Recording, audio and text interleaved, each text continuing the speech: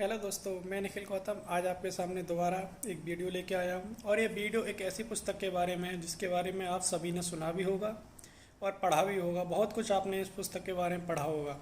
इसकी तुलना हम भगवत गीता से कर सकते हैं। जैसे जिस प्रकार जीवन जीने के लिए भगवत गीता का पढ़ना बहुत ज़रूरी है, उसी प्रकार से कानून को जानने के लिए या कानून में अपने आप को ढालने के लिए या कानून को अपने लिए उपयोग में लाने के लिए आपको भारतीय संविधान का पढ़ना बहुत ज़रूरी है। जी हाँ दोस्तों, आपने बिल्कुल सही सुना। भारतीय संविधान, जिसे इंडियन पॉलिटी के नाम से जाना जाता है, इंग्लिश में इंडियन कॉन्स्टिट्यूशन के नाम से भी जाना जाता है।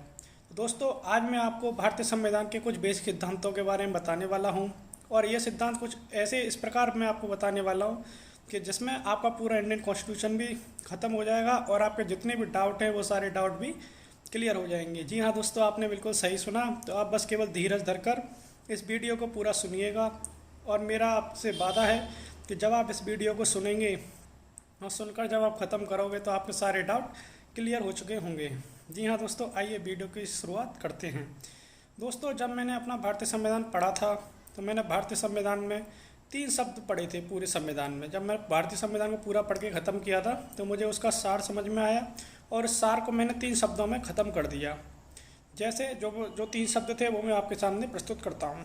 दोस्तों, 3 शब्द, यानी पहला शब्द मुझे भारतीय संविधान में राज्य सुनने को मिला, राज्य पढ़ने को मिला और राज्य जानने को मिला। जी हाँ दोस्तों, दूसरा शब्द था व्यक्ति, यानी पर्सन, नागरिक के बारे में पढ़ने को मिला। और जी हाँ दोस्तों, मैंने उसके बारे में पढ़ा। और तीसरा शब्द था आपका सरकार, यानी एक प्रकार से हम मोटा मोटा देखें तो हम कह सकते हैं कि भारतीय संविधान राज्य, व्यक्ति और सरकार, इन 3 शब्दों में समाहित है। यानी 3 शब्दों में पूरा का पूरा भारतीय संविधान समाहित हो गया है। दोस्तों, जब हम भारतीय संविधान पढ़ते हैं तो उसका पार्ट 1 जो अनुच्छेद 1 से लेकर 4 तक है वो राज्य के बारे में बात करता है। जी हाँ दोस्तों, राज्य के भी 4 सिद्धांत होते हैं और इन 4 सिद्धांतों से राज्य मिलकर बनता है। वो 4 सिद्धांत क्या हैं वो मैं आपके सामने बताने जा रहा हूँ। जिसमें पहला सिद्धांत आपका है निश्चित भूभाग, यानी कोई भी राज्य होगा वो भूभाग से मिलकर बनेगा। भूभाग मतलब ज़मीन, और ऐसी ज़मीन जो निश्चित हो। तो पहला आपका निश्चित भूभाग। दूसरा आपका जो आता है उसमें आता है निश्चित जनसंख्या, क्योंकि ज़मीन पर रहने के लिए लोगों का भी होना बहुत ज़रूरी है। तो इसलिए और लोग भी निश्चित होने चाहिए। ऐसा भी नहीं है कि आपका अनिश्चित यानी अनसर्टेन होते चले जाए आपके लोग, तो सर्टेन पॉपुलेशन भी होना आवश्यक है। तीसरा आपका आता है सरकार। सरकार क्यों? क्योंकि उन लोगों को कंट्रोल करने के लिए, उन लोगों को सही मार्ग पर ले जाने के लिए तो एक सरकार का भी गठित होना बहुत ज़रूरी है। तो तीसरा राज्य का सिद्धांत क्या होता है? सरकार। और चौथा होता है सॉवरेनिटी, यानी संप्रभुता, यानी वो उसमें इतनी पावर होनी चाहिए कि वो लोगों को कंट्रोल भी कर सके और लोगों के हित के लिए बात भी कर सके और अपने आप में संपूर्ण भी हो सके, यानी संप्रभु भी हो सके। दोस्तों, दूसरा शब्द मैंने सुना उसमें व्यक्ति। जो भारतीय संविधान में व्यक्ति के बारे में बात की गई है। व्यक्ति यानी हम, हमारे अधिकार, हमारे सिद्धांत, हमारे कर्तव्य, हमारे लिए क्या आवश्यक है, हमारे लिए क्या आवश्यक नहीं है, इन सभी चीज़ों की बात की गई है। और दोस्तों, तीसरा शब्द जो आता है वो आता है सरकार, यानी गवर्नमेंट। गवर्नमेंट तो आप जानते हो अच्छी तरीके से गवर्नमेंट कैसे कैसे बनती है। तो दोस्तों, इन 3 शब्दों के अलावा आपको भारतीय संविधान में चौथा शब्द अगर कभी देखने को मिल जाए तो आप मुझे कमेंट में करके बता दीजिएगा। मैंने भारतीय संविधान को खूब अच्छे ढंग से पढ़ा है और पूरा उसका सार इन 3 शब्दों में समाहित कर दिया है। तो दोस्तों देखिए, जब जैसे भारतीय संविधान हम पढ़ना स्टार्ट करते हैं तो भारतीय संविधान के जो पार्ट 1 है, जिसमें अनुच्छेद 1 से लेकर 4 तक बताया गया है, उसमें पहले पार्ट में राज्य के बारे में बात की गई है। दूसरा जो पार्ट है वो सिटीजनशिप के बारे में बताया गया है, यानी अनुच्छेद 5 से लेकर अनुच्छेद 11 तक, जिसमें भारत के नागरिकों के बारे में बताया गया है। नागरिक से मतलब भारत की नागरिकता कैसे मिलेगी, कैसे वो भारत के लोग बन सकते हैं, कैसे वो भारत की जनसंख्या में शामिल हो सकता है, इस प्रकार के बारे में बताया गया है। दोस्तों, तीसरा जो बात की गई है वो की गई है इसमें व्यक्ति के बारे में। व्यक्ति यानी नागरिक, जो मैंने आपको अभी बताया कि अनुच्छेद 6 से लेकर अनुच्छेद 11 में उसके बारे में बात की गई है। दोस्तों, फिर पार्ट 3 आता है। उस पार्ट 3 में व्यक्ति के मौलिक अधिकारों की बात की गई है। मौलिक अधिकार यानी वो अधिकार जो व्यक्ति कभी खो नहीं सकता और व्यक्ति ना ही अपनी तरफ से कभी त्याग सकता है। तो दोस्तों, अनुच्छेद 12 से लेकर अनुच्छेद 35 तक भारत के लोगों के यानी भारत के नागरिकों के मौलिक सिद्धांतों यानी मौलिक अधिकारों के बारे में बात की गई है। दोस्तों, फिर अनुच्छेद 36 से लेकर अनुच्छेद 51A तक 51 तक DPSP यानी directive principles of state policy यानी राज्य के नीति निर्देशक तत्वों के बारे में बात की गई है, जिसमें राज्य लोगों के लिए क्या क्या नियम बनाएगा और राज्य लोगों के लिए क्या करेगा, इस चीज़ के बारे में बताया गया है। दोस्तों फिर एक नया अध्याय आता है, अध्याय 4A, जो 42nd अमेंडमेंट के द्वारा जोड़ा गया, जिसमें भारत के लोगों के लिए कुछ ड्यूटी बताई गई हैं, जो कर्तव्य बताए गए हैं, जो अनुच्छेद 51A में समाहित किया गया है।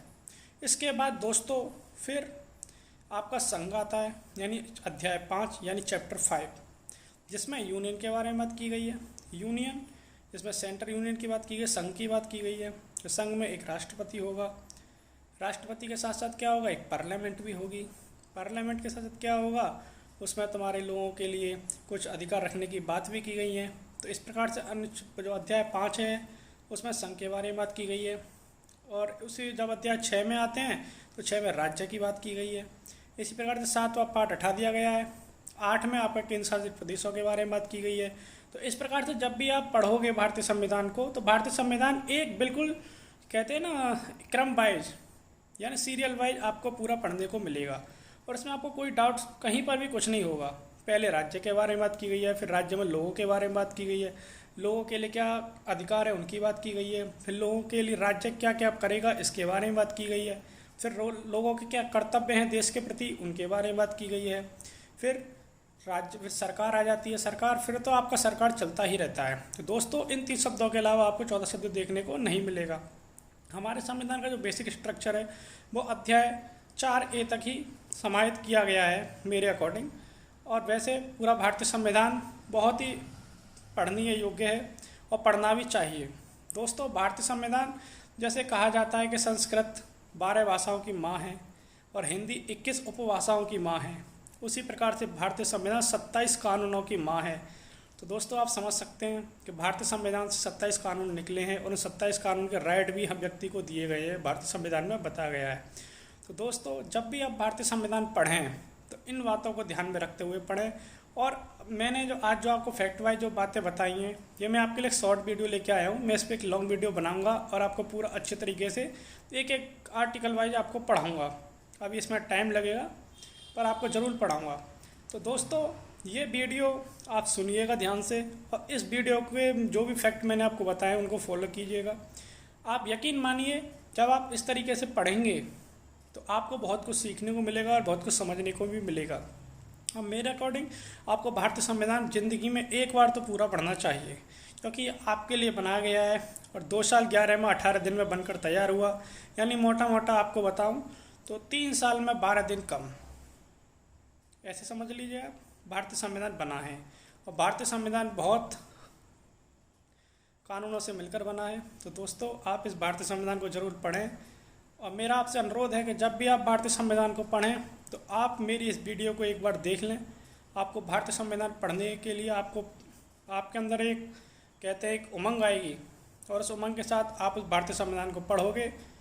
और दोस्तों आपको वीडियो अच्छी लगे तो लाइक कीजिएगा। बहुत बहुत धन्यवाद।